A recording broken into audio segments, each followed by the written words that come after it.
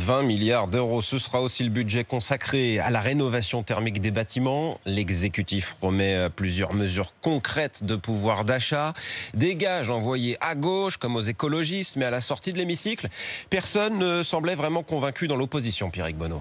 Revalorisation de 100 € de l'allocation de rentrée scolaire ou encore repas à 1 € pour les étudiants boursiers. Jean Castex envoie des signaux à gauche, mais pas suffisamment pour Adrien Quatennens, député La France Insoumise du Nord. Très franchement, est-ce que vous pensez que c'est à la hauteur de la situation que nous vivons ?